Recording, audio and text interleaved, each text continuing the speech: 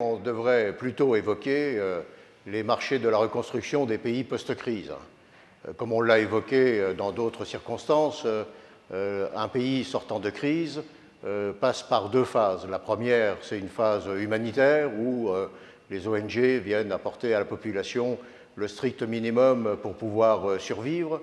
Et puis ensuite, on passe dans une phase de reconstruction, c'est-à-dire que tous les fondamentaux de la vie de la population, c'est-à-dire l'eau, l'électricité, les infrastructures, les hôpitaux, tout ce qui va permettre à la société et à la population de revivre et de pouvoir continuer le développement économique, eh bien, tous ces fondamentaux doivent être reconstruits.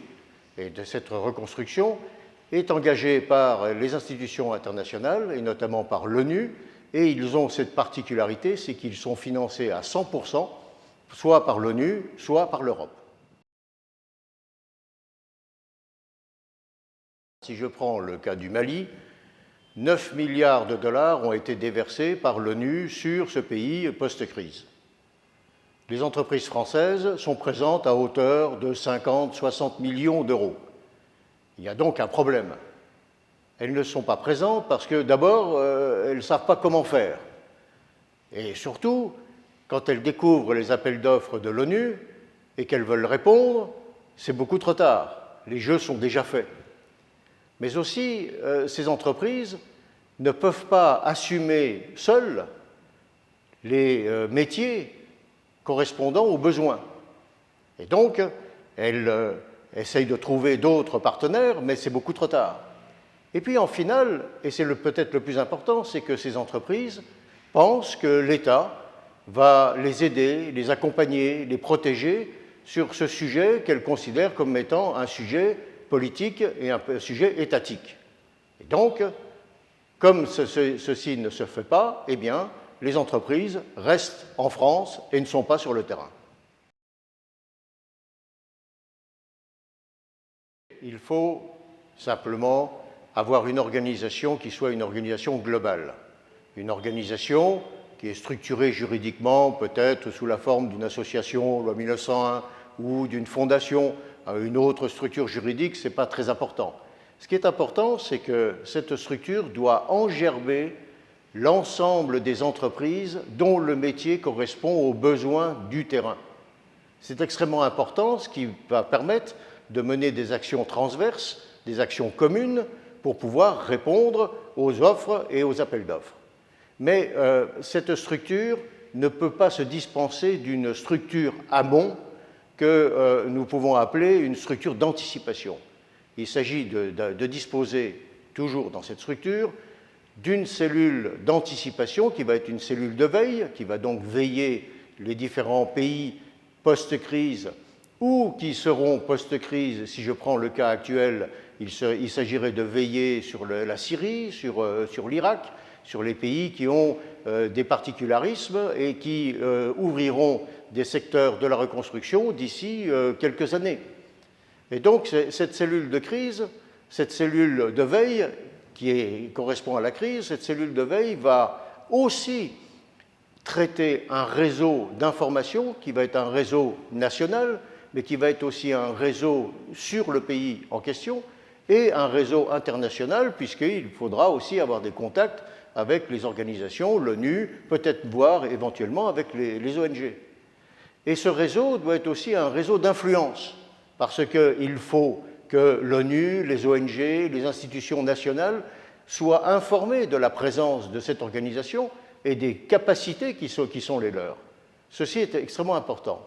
En parallèle, cette organisation doit disposer ce que j'appellerais d'un groupe de chefs de projet, c'est-à-dire des gens qui sont formés, qui appartiennent aux entreprises et qui sont capables de répondre aux appels d'offres de façon technique, mais aussi qui sont capables de planifier des opérations, puisque là, on n'est pas dans un esprit d'export, mais on est dans un esprit de projection économique. On va donc aller sur le terrain. Et aller sur le terrain signifie qu'il faut traiter des problèmes de transit, des problèmes de transport, des problèmes juridiques, des problèmes de sécurité et autres. Et donc, ces chefs de projet doivent être capables de planifier ces opérations dans toutes leurs dimensions. on peut imaginer d'avoir une structure qui soit d'abord régionale, parce qu'il faut un noyau dur qui peut être lyonnais ou de la région Auvergne-Rhône-Alpes. Mais très rapidement, on s'aperçoit que pour trouver des entreprises volontaires, il faut élargir la recherche au plan national. Trouver des entreprises qui sont peut-être du Grand Est, d'Île-de-France, Bretagne ou autres. Et donc la vision nationale arrive tout de suite à être évoquée. Mais j'irai même plus loin. Il faut aussi avoir une vision internationale. Une vision internationale parce que si je vais traiter des problèmes de reconstruction, notamment au Mali, puisqu'on a pris l'exemple du Mali, est-ce que je ne vais pas essayer de m'associer avec des entreprises du Sénégal qui sont pas très loin et qui vont pouvoir participer à l'action de reconstruction dans le cadre de ce mandat onusien? Mais on peut aussi imaginer d'avoir des relations internationales avec des entreprises canadiennes ou des entreprises allemandes qui sont elles aussi sur le terrain et qui ont une compétence, des capacités et qu'il serait difficile d'ignorer. Cette préparation opérationnelle est extrêmement importante parce qu'on ne parle pas d'export, comme on l'a dit déjà tout à l'heure, on parle de projection économique. Il va falloir envoyer du personnel et des matériels sur le terrain, à des distances respectables, dans des conditions parfois qui sont un petit peu spartiates et un petit peu difficiles.